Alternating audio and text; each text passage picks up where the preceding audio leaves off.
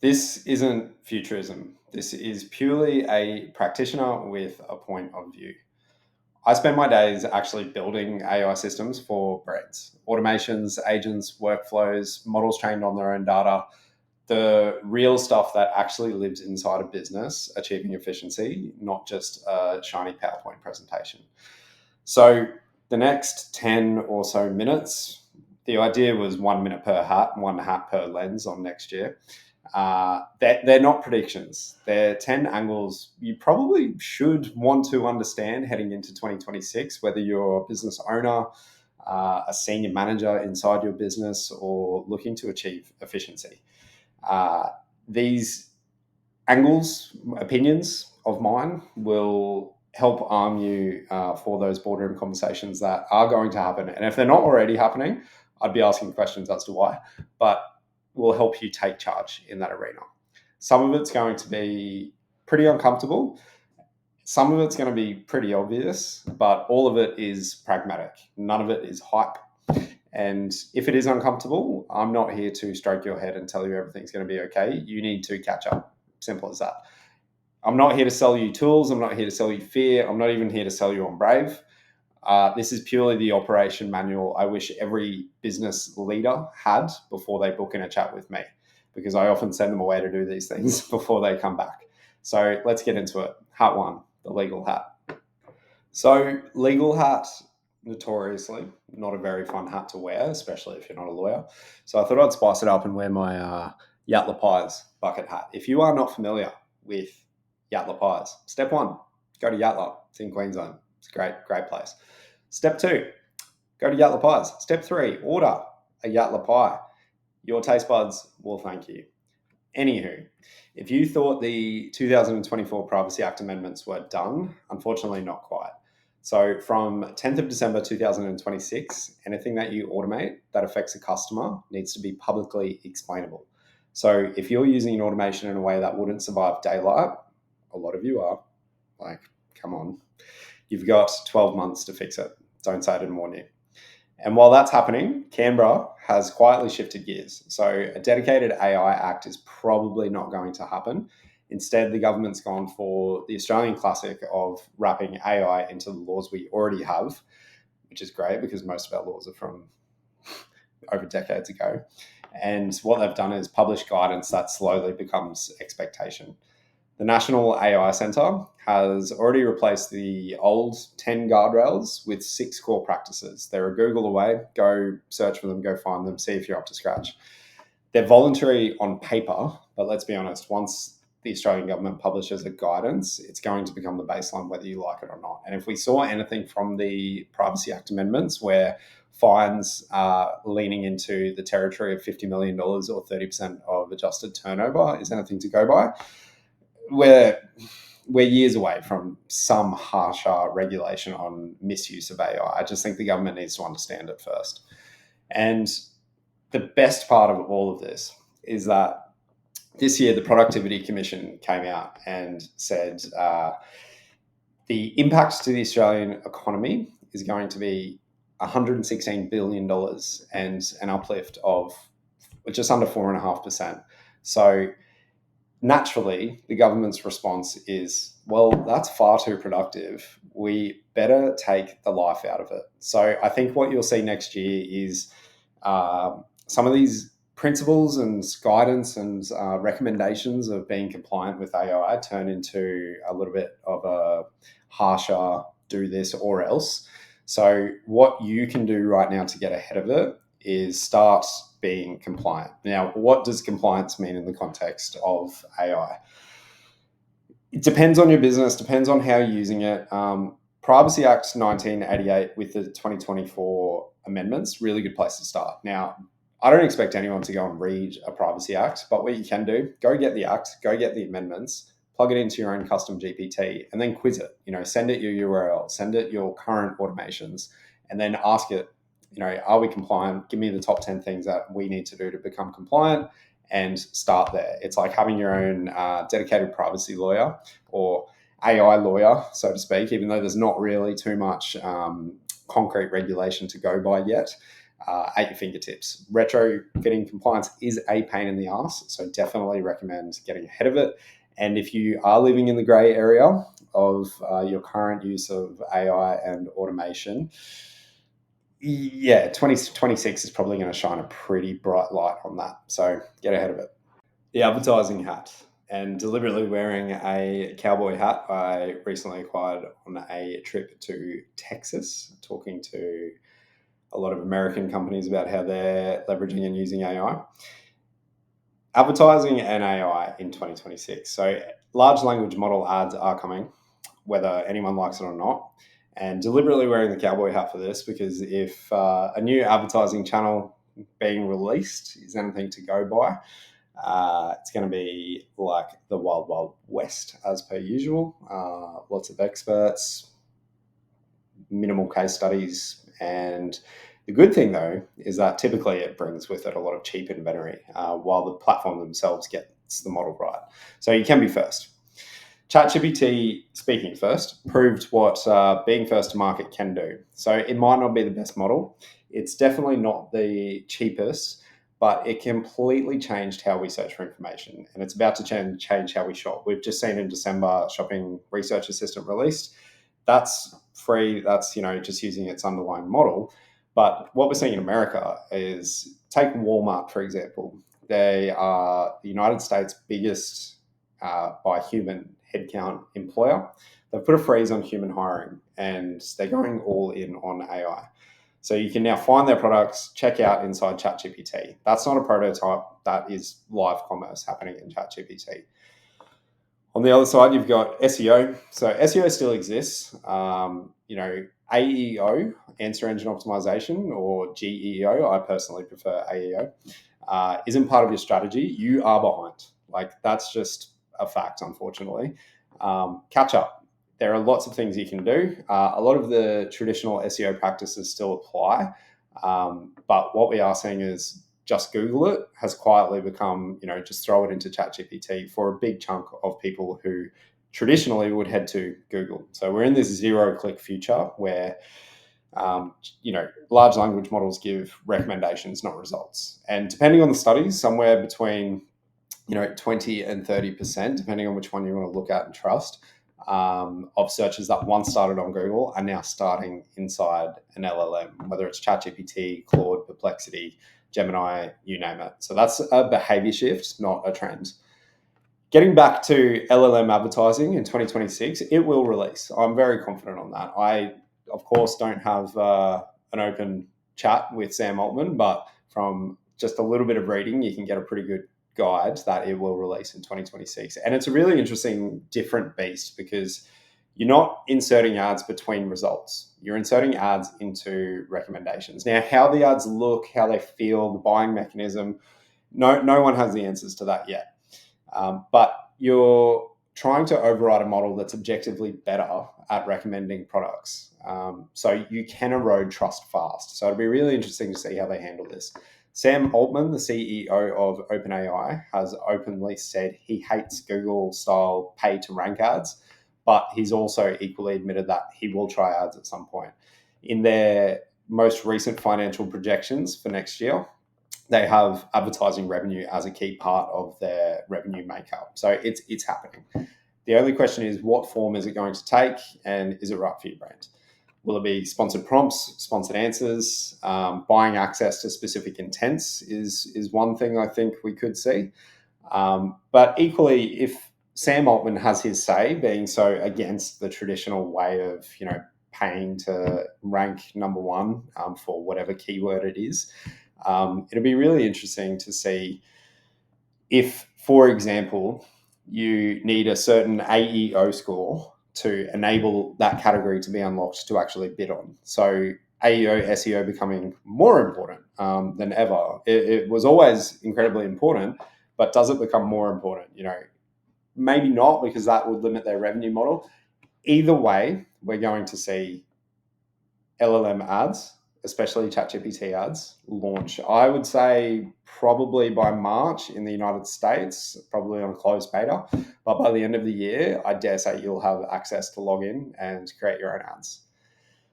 The Other thing that is really interesting in 2026, we've seen it a little bit in 2025, but agentic end-to-end campaign management, where it comes up with creative, the copy, the bids, the budget, the messaging, the targeting, especially, is going to be rolled out as the second coming of Jesus by a lot of SaaS companies.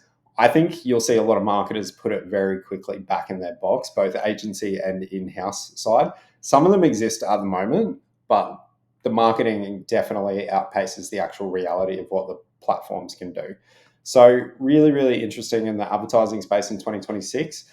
If you are currently investing budget into search ads like on repeat, and a lot of your leads or sales come from whether it's PMAX or traditional search ads, I don't see a reason why you wouldn't trial it. It just comes down to how you can trial it with what they release and what they allow.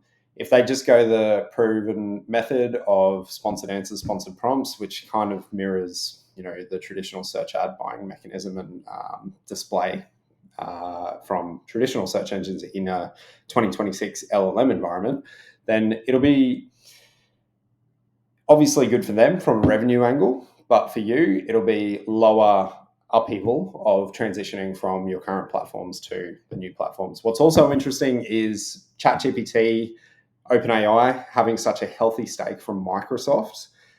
It will be really interesting to see if they build their own backend or if they leverage the Microsoft advertising platform. So, a couple of things you can do. Focus on, even though I know might seem counterintuitive for a lot of media buyers out there, but get your AEO and SEO presence in a high trust spot. I mean, you've only got a certain amount of months, and we all know SEO takes time and AEO takes time. So do what you can to build more trust and more links, more credible links, and more online dedicated PR to your website. And other than that, might not hurt to just brush up on those Microsoft advertising skills in case. Back to a regular cap, the automation and agents hat heading into next year. So before we get started on this one, automation, think of it as 2D, removing a human from a process, taking care of a very straightforward black and white task, if this, then that. When we talk about agents, it's a bit of a spectrum at the moment, but think of agents in terms of that spectrum as the difference between, on one end, you've got a car that you get in, and Google Maps is going to tell you exactly how to get from A to B. If you use Apple Maps, you're wrong. Let's just get that out there. If you use Google Maps, punch in A to B, it's going to tell you how to get there. It's going to let you know if there's a crash on the highway and potentially a shortcut. You're still going to have to choose if you want to take that shortcut. You're still going to have to push the pedals in, and you're still going to have to steer. On the other end of the spectrum, when it comes to agents, you've got the fully self-driving autonomous vehicles that you hop in, you tell it where you want to get to, you let it decide how it gets you there, which path it takes. Obviously you hope it obeys the speed limit and certain things like that. But that's a pretty 10-second explanation of the spectrum of agents are. The good thing is that nobody in Silicon Valley, well, good-ish, can currently agree on an accepted definition, universally accepted definition of AGI. So if you are feeling behind in that space, I don't blame you, and I will cut you some slack on that. Earlier this year, I was in Cleveland, Ohio, of all places, listening to some of the bigger wigs in AI. And whilst it's undeniable that the adoption of AI and automation as a hygiene factor in American businesses specifically far surpasses Australia, they're also very open that the pace of the industry that it's operating at is allowing a mix of actual practical solutions for businesses to win versus the tech giants who are over-promising and putting polish on things that aren't quite there yet to grab market share. We've been seeing this for the last 18 months. Every man and his dog who has a tech stack are getting email after email of our new AI feature, or jumping on a call from a sales rep saying our AI is great, but they don't know how to explain it or exactly what it does. So one thing that they do agree on in Silicon Valley is that people either massively over or underestimate what agents can do right now. So what a time to try and build a business in this space. Lucky me. Most businesses already have some level of automation. If you have email filters set up, that is an automation. On the other hand, you might have a chat agent creating on-brand PDF proposals from a few bullet points that you converse with your agent about. Both are possible right now. We just installed the latter into one of our clients' businesses. So 2026 is going to bring a shift from AI assistants to AI executors and an alignment on common and proven, keyword, proven agent use cases. Instead of AI giving you a Monday morning summary of overdue deadlines, it's going to find the contact you're waiting on and chase them. Instead of quarterly reviews to identify common support tickets or customer support requests, your quarterly review is basically of solutions that AI has already built based on patterns. What's changed isn't capability, but the confidence gap. So AI has lowered the barrier to the point where people suddenly feel like automation was never that complex. It's not that the work got easier, it's that AI made everyone realize the walls to quality automation were mostly psychological. The brave, pun intended, will win in 2026 because automation budget isn't a short-term survival item. It's easy to deprioritize, I get that, but it is so necessary. Those who tackle the low-hanging fruit, think admin, think reporting, think scheduling, they're the ones who free up capacity for some pretty gnarly use cases. So one brand that we have worked with this year is now quantifying, because we help them quantify it, a measurable $50,000 more RPE. So RPE being revenue per employee year on year, thanks to, and the makeup of achieving that is 11 automations, 4 AI assistants. So pretty simple. And that's where we find the biggest wins is compounding mini use cases rather than spending 6 to 12 months on trying to build the bee's knees automation that probably is not going to get off the ground. The automations in that example had a setup cost and an ongoing maintenance cost. Key thing being the ongoing maintenance cost is less than 1/20th of the cost of an hourly rate of the seniority of a team member who normally would be expected to do those tasks and processes. So talking about the talent hat heading into 2026. I am not a Cleveland Cavaliers fan. However, I'm a Hawfer merch and I went to a Cavs game earlier in the year and I thought the word talent is pretty synonymous with a young man who was once drafted to the Cleveland Cavs. If you know, you know. Anywho, Australia lacks deep AI talent pools compared to major markets. It is what it is. 2026 is going to bring a lot more wolves in sheep's clothing. Businesses with newfound AI service offerings or AI capability who have not invested a single dollar in talent or training. They simply just want a piece of the pie. Remember during COVID when Australia specifically had an immense talent shortage and juniors were thrust into $150,000, $200,000 salaries managing teams they weren't ready for and having senior in their title. Similar things are going to happen. So just be wary of, newfound titles from people trying to get inside your budget. So things like head of AI titles, because you will come across them. And I'm not trying to shit on anyone who finds themselves in that role. What I would be doing is just checking what their last role was, maybe asking some questions, uncovering some, if their baseline of AI literacy is north of yours. So it's a really good starting point.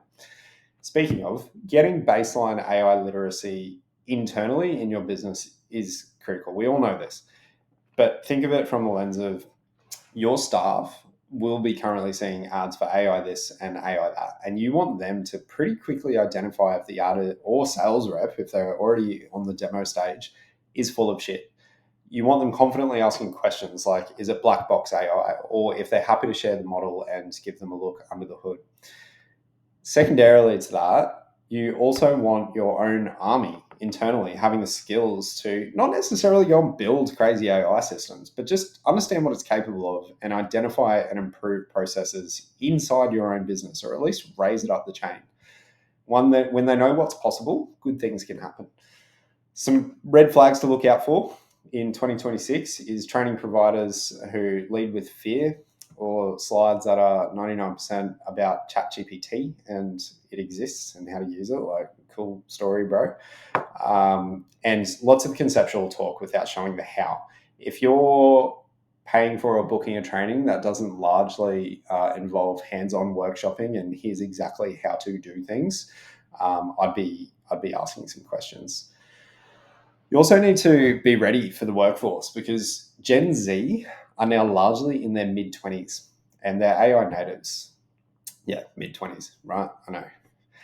So if you are hiring, right, and it's a role where a Gen Z has applied, let's assume they have two offers, largely the same on paper, but company A, they've got paid LLM subscriptions across all the major LLMs.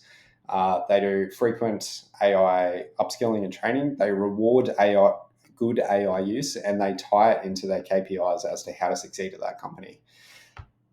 Company B, stuck in 2020, has none of that. It's a pretty easy choice for that Gen Z candidate to go ahead. Now, yes, there's lots of other things that go into it, but just think of that.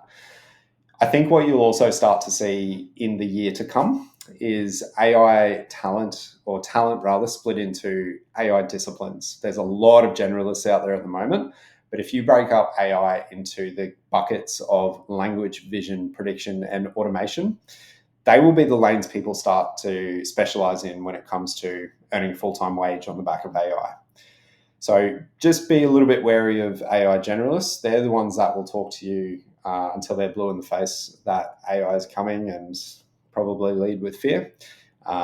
Start to consider AI specialists and which of those buckets makes the biggest difference for your business. Is it in the language, the vision, the prediction, or the automation? Not to say you can't do all, but be realistic. When we talk about looking through the lens or a hat, I honestly should have worn different colored contact lenses, the amount of said lenses here, of infrastructure in 2026. Most Australian businesses think that they lack the infrastructure for effective AI use. A lot of the conversations I've had this year with businesses have been around, oh, we need better systems, we need more resource, which is a little bit counterintuitive because that's what AI helps to alleviate. But they think they lack the infrastructure for effective AI use. So they're usually incorrect in that lane. You can outsource compute and most volume-based requirements of AI and automation. What's really tricky to outsource is fixing pre-AI broken workflows, processes and workflows that shouldn't exist in the first place. A lot of the time, people will want to improve via AI their manual process. If you haven't fully embraced AI and automation yet, don't. Not until you've done everything possible to ensure your current workflows are tight and should exist in the first place, because AI is going to 10x them, whether they are good or bad. Before making big bets on AI, review your tech stack. Review what AI capabilities each line item in that tech stack, what capabilities they bring to the table, because they all will.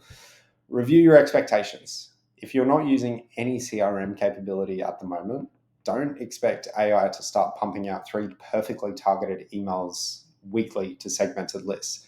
It 100% can, but you don't have the internal spine for it yet. So, top tip here, get basics in place first, then explore the clever stuff that can go on top and help scale. Creativity hat for next year. I am a big fan of AI for creative work, but probably not how you think.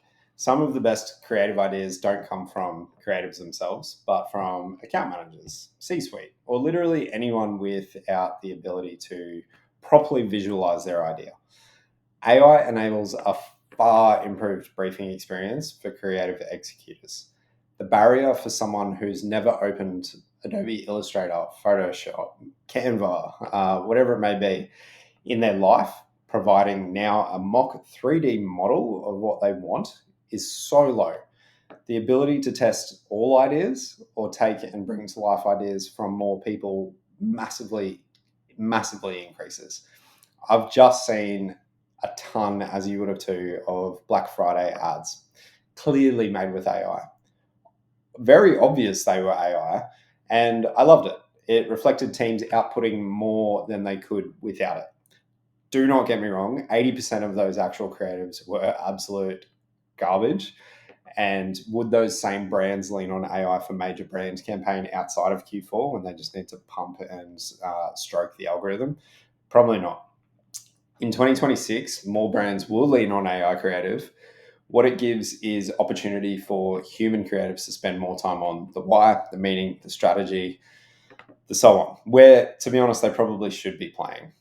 The thing with AI creatives in 2026 is, especially when it comes to tools, all in one creative tool, probably not going to be good.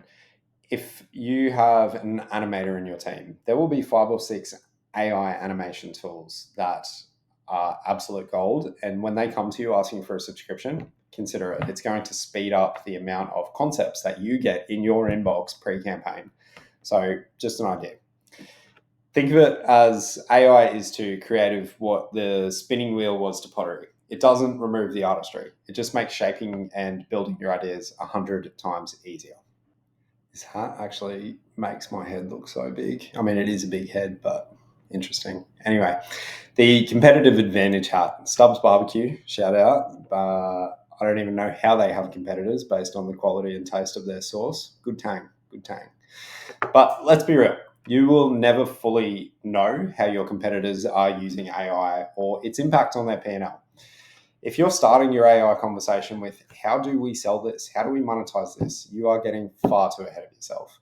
Focus purely on operational hygiene first. Get your own house in order. Using AI in 2026 won't be a competitive advantage. Everyone's using it. It's not a competitive advantage anymore. It's how you frame it, how you commercialize and market what your operational hygiene achieves. Say you implement an effective AI roadmap and your revenue per employee jumps, I don't know, let's say $30,000 in a year. Reverse engineer that to cutting your onboarding from 10 days to 4 days for your clients or your customers. Speed of delivery beats strategy decks every single time. In the e-commerce landscape, let's say you're a brand using an AI sizing agent trained on your return data that reduces returns by 15%. That is felt straight on your bottom line. So the competitive advantage, your proprietary data. All of your competitors have access to these same models. The difference is what data you bake into yours. We recently trained an AI assistant with conditional logic for peak season support. They get thousands and thousands of inquiries and support tickets over this burst of kind of 2 months. We trained it on thousands of historical conversations and policies, and counting. It's up to roughly about 2,000 conversations in its first month, with less than 10% requiring escalation. You can do this too. This is all possible to you. You know what that has allowed them to do? The team that was handling those conversations to focus on better and more frequent organic content, not the aftermath of posting it. So how do you get there? It's not one big shiny AI project. It's the compounding effect of 50 tiny automations done consistently over 12 to 18 months, and then ideally in an ongoing sense. That's hard to copy, as is the speed that it enables. But again, it's how you package it up. It's how you take an automation you've done for your business or an AI integration you've done in your business, ideally part of the automation, and translate that into a customer benefit. Often, it comes down to speed of delivery or quality of customer service. So I just recorded this one and I thought I nailed it. And then I realized I didn't press record. So V2, the tool hat. Tools are subjective. They are contextual. I'm not going to give you a list of 50 because that's how people get distracted. The tool is not the point. Your capability is. LLM ecosystems are a really good place to start. So not the shiny wrappers that everyone has access to, but think the actual dev platforms behind them. Now, people get scared when they hear the word dev. I promise you this is not a scary place to go. You can go play in it. You won't break a thing. But if you go to OpenAI dev portal, plug in $20 of credit, get an API key, the things that unlocks for you is huge. You can effectively take the capability of what ChatGPT can do, but you can deploy it in a completely different place for a very hyper-specific purpose. That kind of thing will take you further than signing up for your 10th free trial of a tool you're likely not going to use and probably forget to disable auto renew and end up with big subscription bloat. Big fan of creating your own tools for hyper specific use cases because that's where actual leverage comes from. But if you do want shelf ready examples, and I know you all do, two really good places to start that will apply to you, hopefully, because people are typically either in Camp Microsoft or Camp Google for their internal work management. Microsoft Teams and Google Team Chat, effectively the same thing, just depending on kind of which side of the coin you're on. You have the ability right now to put agents inside those chats as their own standalone little chats. I'll give you an example. In Microsoft Teams, you can have or build an agent that will create a document for you based on chatting with it and save it in a very predetermined location inside your SharePoint or OneDrive and link you back to it. You can do that on your branded guidelines, whether it's a PowerPoint or an Excel file or whatever it may be. What you choose to get it to do, completely up to you. The world's your oyster. Google has similar function. It's just a little bit more duct tapey at the moment to get it happening, whereas Microsoft's is very native to their platform. But you can do both right now. If you are interested in that, upskill someone internally or talk to an agency like Brave, shameless plug. The leverage in that simple use case is massive. And also, call me crazy, but I've never understood the hype around Slack. Like, no bad blood to Slack, but yeah, never really got it. The thing that most companies don't need is more tools. They simply need their systems to talk to each other. So automation platforms like Make.com, N8N, and Zapier is honestly where the real magic is. One automation we recently built for a team saved 4 hours per week for someone in that team by simply stitching two dusty legacy systems together with a Make.com scenario. Wasn't hard, but the leverage was huge. No new software, just simple, better wiring. If an LLM is one step of your automation, depending on how many tools you want to connect together and how many parts of your tech stack you want talking to each other and conditional logic in between, if this, then that. If an LLM is one step of your automation, you've gone from an automation to a workflow, which is awesome. If you then let it decide on non-deterministic tasks, you've gone from a workflow to an agent, which is unreal. Congratulations. For the punters, though, a few niche tools worth watching heading into 2026. And by no means is this a gospel. It's not a checklist, just some ones that might warrant you checking them out. Meshy AI is a tool where you can create 3D models from 2D static images. So you can effectively use that in a myriad of use cases. You can think of what you might use that for. But a good thing is character consistency. We see a lot of AI-generated images fall over when people try and create the second scene or the third scene or whatever it may be. Napkin AI, you've likely heard of this one already, but turning text into infographics. They've just released a new update, which is unreal. So definitely recommend exploring that for visually presenting your information in a way that people can understand within seconds.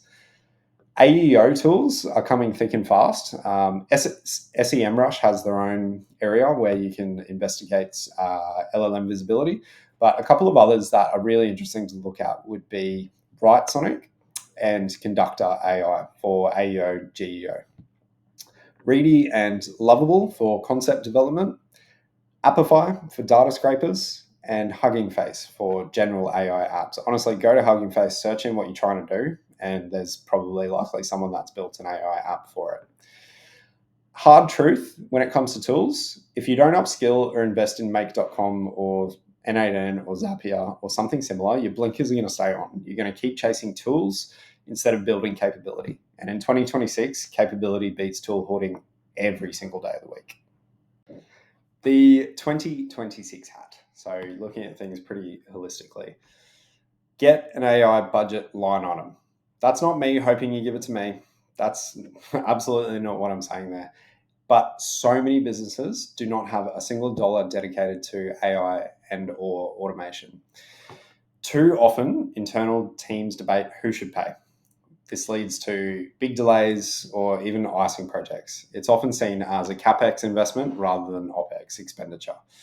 It will eventually become a hygiene factor in OPEX. So if you want to get ahead, you might as well start small and get it there now. It doesn't have to be tens of thousands of dollars. Just get people conditioned to expect AI isn't free. If you were to build it yourself, you would still have to pay credit to whether it's OpenAI or whichever company you're using as a catalyst to build a lot of your AI capabilities upon. The luxury, however, that Australian businesses have is being in an incredibly risk-averse market, which prolongs your runway before being forced to catch up. If you're in that camp, 2026 is going to shine a light on it, making waves with your talent, speed to delivery of your product and service, your capacity, your RPE, so your revenue per employee, and ultimately your bottom line. It's one of those things where if you don't do AI, so to speak, you're probably going to continue business as normal for a decent chunk of time, years, if not a decade, especially here in Australia. If you embrace it, the upside is massive. The embracing it and getting it wrong, as long as you're doing it in a pretty guardrailed environment, you end up back where you started. So if you think of it like that, what do you have to lose? Sure, you need to be really smart with where you invest and which processes and how you choose to leverage AI to begin with.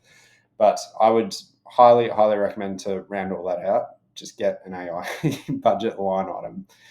Get your expectations right too. Tighten workflows before introducing AI. Look at compounding mini implementations rather than trying to deliver one massive shiny project. Use revenue per employee as your baseline quantifiable metric for whether efforts are working over time, typically on an annualized basis. Don't look at RPE on a monthly basis, and definitely don't compare it month on month, which avoids seasonality and a lot of other things. Jump on LLM ads as an early adopter, whatever form they take. Early adopter status will sing the same song as every early advertising platform over the years. Ridiculously cheap CPCs and CPMs, if that is the efficiency metric as to which they're bought. But something you can start doing is start logging every time you or your team complain about specific tasks. That's honestly your AI and automation initial hit list for 2026. The AI reality hat for Australian businesses. So, something no one tells you about AI transformation is it looks far, far less like a revolution and very heavily like an evolution. The companies that are winning aren't the ones with huge projects still waiting to be wireframed and debating over who's paying for it. They're the ones who started fixing their Tuesday 2:15 problem and kept going onto their 4 p.m. problem and eventually deleting some of these problems out of their day as recurring headaches. The reality is most businesses are sitting on minimum 50, hand over heart, minimum 50 to upwards of 100 hours of weekly inefficiency that has nothing to do with AI capability and everything to do with organizational inertia. That's how we've always done it, is costing you more than any technology gap. Your biggest AI challenge won't be the technology, I can guarantee you that. It'll be the middle manager who's built their career on being the only person in the business who knows how to run that report. It'll be the team that's comfortable with their 4-hour Friday routine. And I'm not saying get rid of that, but cultural adoption is a very big piece of this. It'll be you when you realize AI means changing processes you've defended for years. The truth is, AI doesn't replace jobs, it replaces the excuse for busy work. And that terrifies people who have been confused, who have over the years confused being busy with being valuable. The key thing is time redeployment. Again, this should happen right at the start before you look into AI a process or automate a process. Is how are you going to redeploy that time? Because humans by nature will fill their day and say that they're busy and they're filling their 8 hours, depending on, regardless of how much they actually have to do. Something you can do ahead of 2026, just count how many times this week someone says, "Oh, I didn't have time for that." Every single one of those is an automation opportunity, but only if you're brave enough to admit that busy isn't a badge of honor anymore. The gap between AI leaders and laggards won't be measured in technology. It'll be measured in, and not to get too philosophical here, but honestly, the courage to admit your processes are broken, your workflows are wasteful, and your that's not how we do things is what's killing your revenue per employee from increasing. And the only lever you have to grow your business is hiring more people.